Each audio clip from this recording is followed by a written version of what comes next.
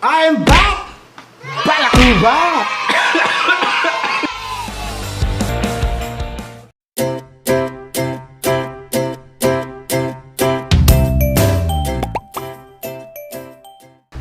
Sorry, medyo inuubo pa ako. Hindi pa rin tayo 100%. But anyway, welcome to Cooking ng Ama Mo, kung saan nagluluto tayo ng ating mga favorite Filipino dish. And in this video, tuturuan ko kayo paano magluto ng binagoongan.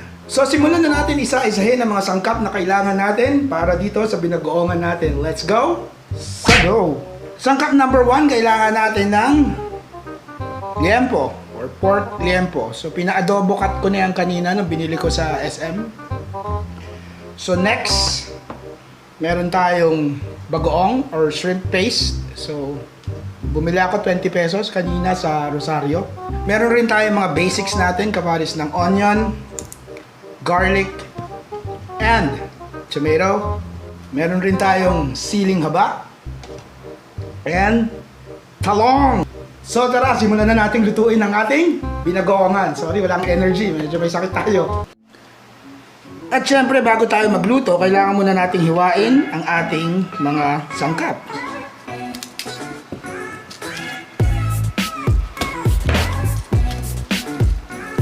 Palit tayo ng kutsilyo.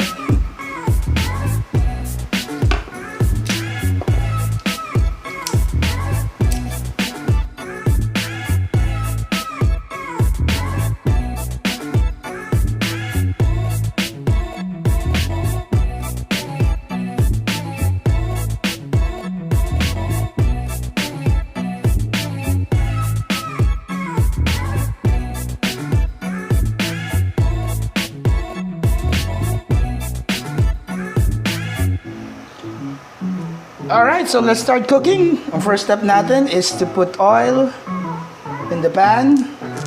Tapos hintayin natin uminit yung mantika sa kawali. At pag mainit na yung mantika sa kawali, we can start with our onion.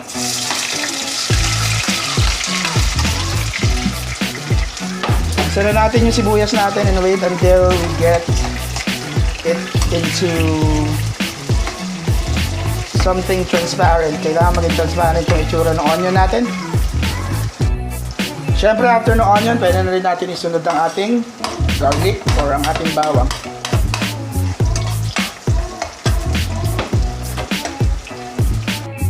After the garlic, we have the tomato.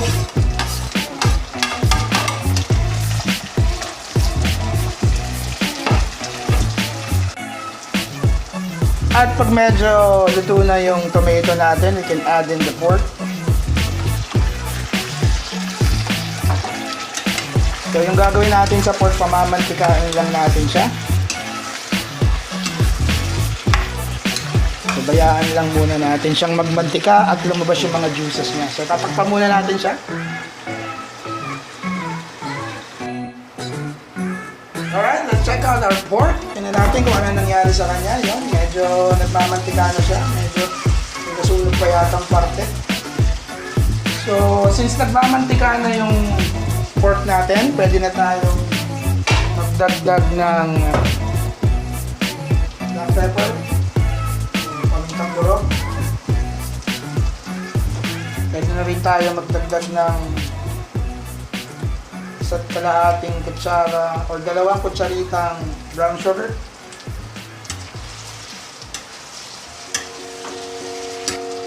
After the brown sugar, we can add in our cayenne pepper. Para medyo konting, para may anghang ng konti.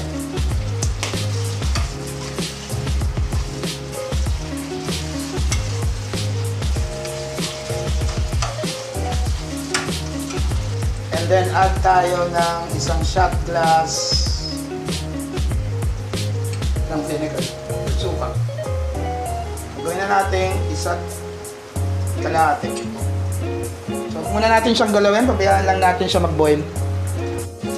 After around 10 minutes, pagluto na yung suka natin, pwede na natin ilagay yung shrimp paste natin or yung bagoong.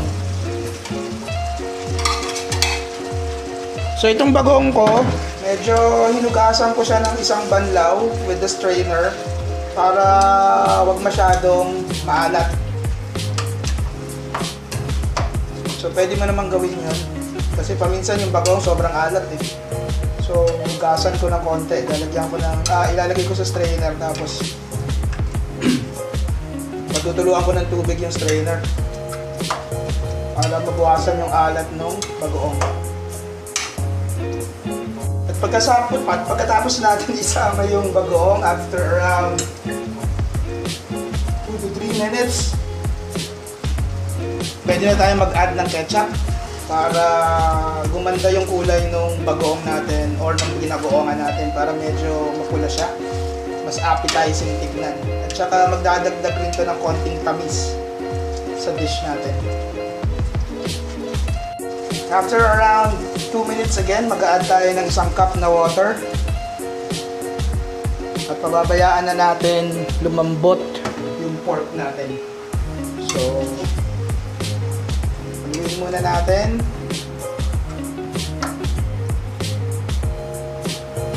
And then takpan muna natin siya until lumambot yung pork. So from time to time, tingnan natin kung magdadagdag pa tayo ng tubig. Pero for now, 1 cup muna yung ilagay natin. Alright, let's check out our binagoongan kung lumambot na yung pork natin.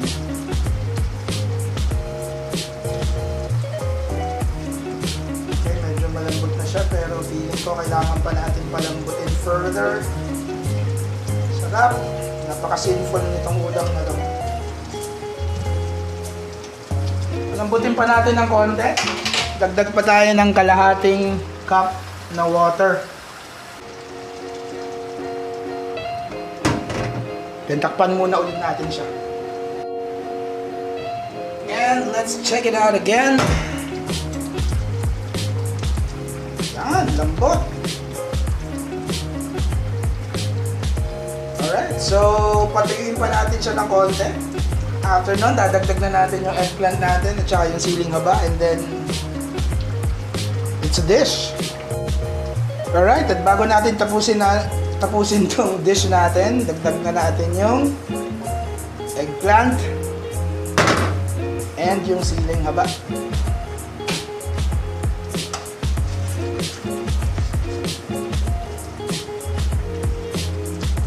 Sabay na natin ilagay yung siling haba at saka eggplant.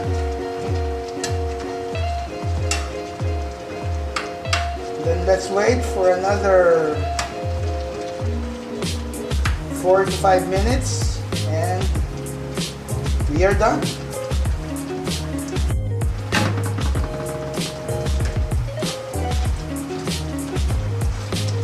Alright, and we're done. And there you have it. Thank you for watching the Pork Binagoongan episode of Cooking ng Ama Mo.